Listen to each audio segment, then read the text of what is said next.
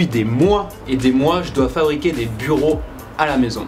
Manal, ma femme et moi, on est des créateurs, des youtubeurs, on fait beaucoup de vidéos, on est aussi des entrepreneurs sur le web, donc imaginez le temps qu'on passe sur nos ordinateurs. Et le comble, c'est qu'on n'a même pas de bureau à la maison. Manal travaille sur la table du salon, moi je travaille sur la table de la cuisine, ça va pas là. En tant que visseur malin, je n'ai même pas de bureau à la maison. What the... Donc dans cet épisode, j'ai décidé de passer à l'action.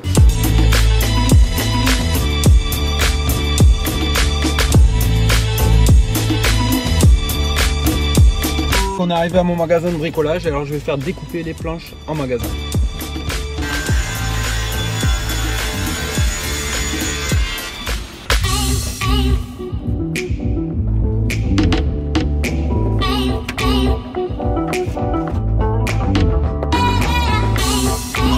Yeah! Let's go!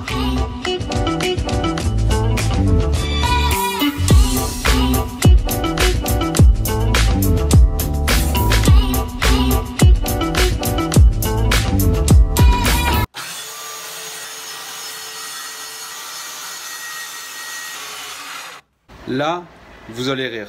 Regardez ce que j'ai fait.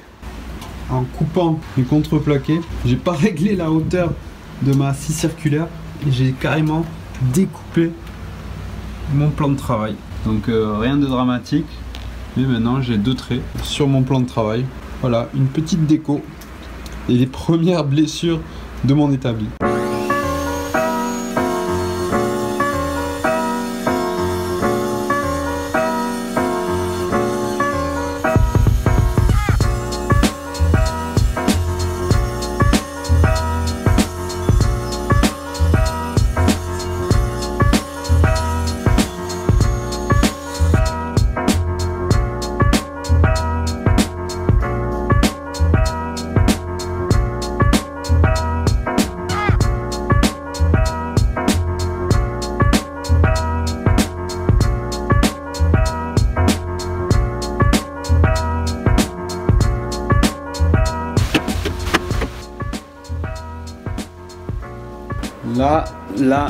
Là, je suis pas très content du résultat. Je viens de desserrer les serre-joints et mon bureau n'est pas très beau.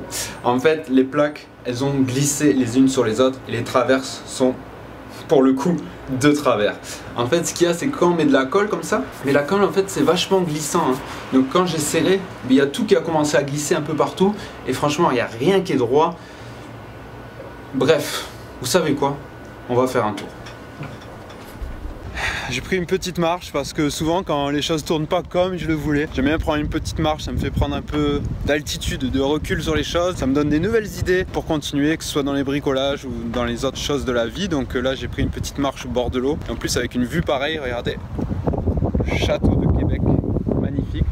Ça ne peut que aller mieux. Cette histoire de bureau, ça m'a fait penser à une petite analogie que ma femme partage souvent dans ses vidéos. D'ailleurs, elle est avec moi, Manal. Coucou Manal. Coucou. Ouais, ce que je disais, c'est que là, j'ai tilté. Le premier bureau que j'ai fait, ça me fait penser un peu à ton histoire de crêpes. Oh. Est-ce que tu peux partager ça avec nous? Oui, bien sûr. Donc en fait, on dit toujours que la première crêpe, elle est souvent ratée. Il faut la faire, mais la deuxième va être meilleure, la troisième va être meilleure. Mais c'est grâce à cette première qu'on arrive à déguster les autres qui sont meilleures. Donc ton bureau, c'est tout simplement ta première crêpe. Donc c'est ce qui va te permettre de faire un meilleur bureau. Et puis c'est la même chose dans la vie en général, dans n'importe quel apprentissage. C'est grâce à ça qu'on apprend à être imparfait au départ. Ça nous permet juste de se perfectionner. Donc il faut faire ces premières crêpes pour qu'on puisse déguster les autres, tout simplement. Ok.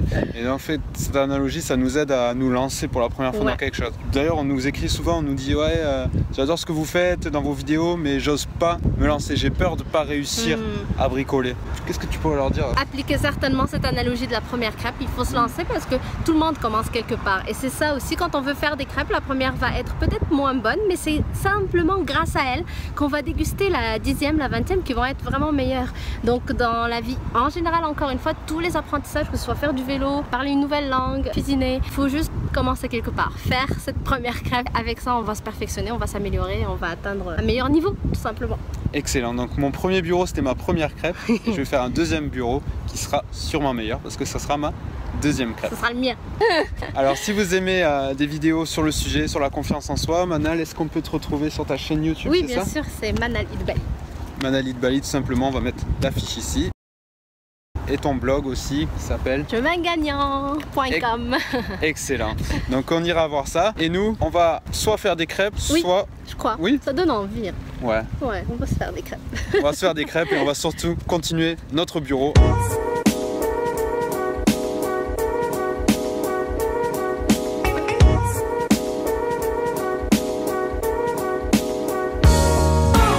Ça y est, je sais ce que je vais faire. J'ai eu l'idée, justement, grâce à la petite marque. En fait, ce que je vais faire, c'est que je vais faire des rainures. Comme ça, on va pouvoir tenir nos traverses. Elles vont pas bouger au moment du collage. Ça sera nickel. Alors, comme vous voyez, j'ai tracé ici l'emplacement des refends. Ok. Et je vais utiliser la scie circulaire pour faire des entailles de 5 mm. Donc, il y en a un, deux et le troisième. Donc, je vais faire ça sur les deux planches. Et pour ça, je vais régler la profondeur de ma scie circulaire à 5 mm de profondeur.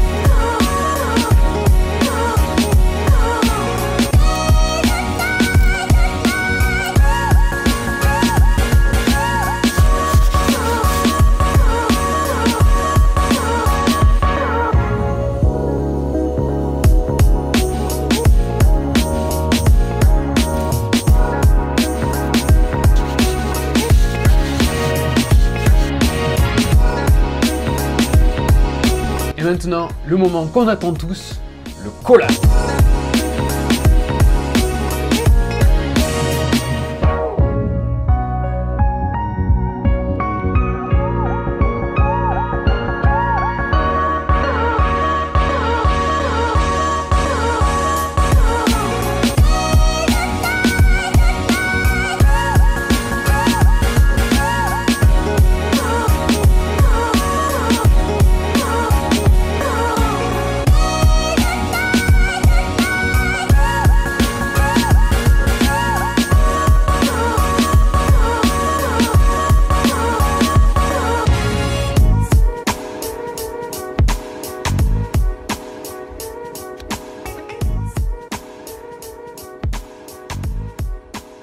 Alors voilà, les planches sont serrées. Alors ce que j'ai fait bien attention lors du serrage, c'est évidemment que les tranches soient bien alignées, hein, les trois tranches. Ce que j'ai vérifié aussi et qui est très important, c'est que les deux plaques, l'une dessus l'autre, soient bien alignées. Pour ça, j'ai pris une équerre, je vais l'aligner en bas, en haut. Et donc si ça se touche, c'est-à-dire qu'on est parfaitement aligné en haut et en bas. Donc voilà, c'est très important de vérifier ces trois choses au moment du serrage. Et ensuite j'ai pris un morceau de litho en haut, une planche en bas, deux planches de l'autre côté pour bien uniformiser le serrage.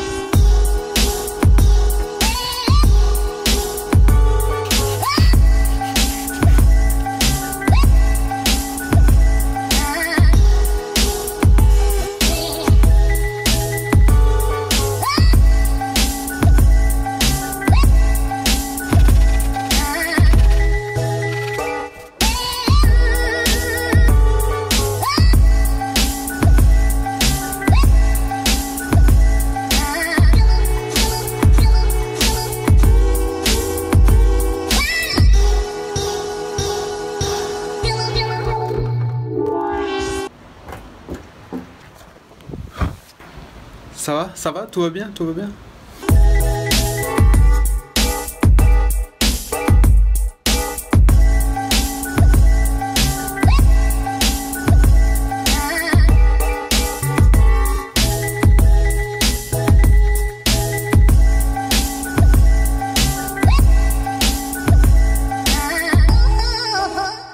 Alors j'ai récupéré des chutes de contreplaqué comme ça, avec lesquelles je vais faire des petits tiroirs, des petits racks là qu'on va mettre dans notre bureau. Et en parlant de chutes, j'avais une petite astuce. à vous partager. Ici, c'est une chute du projet. Et si vous regardez de plus près, vous voyez 3 couleurs différentes. Donc ça, c'est le bois naturel. Et ici, j'ai fait en fait 2 tests de peinture. Donc à chaque fois que j'ai un projet comme ça, je prends une chute pour faire des tests de peinture pour être certain en fait du résultat final. Donc voilà la petite astuce du jour.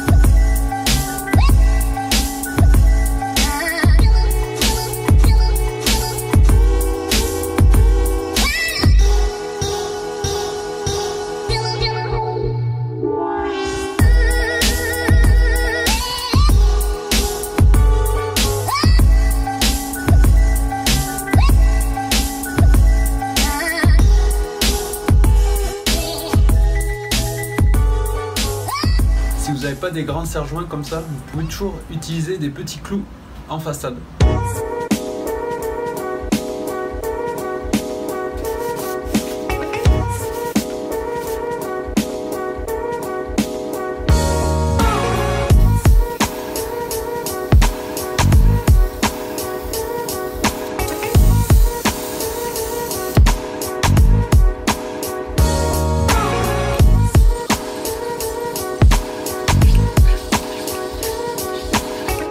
Alors j'ai acheté des pieds chez Ikea, des pieds tout simples noirs.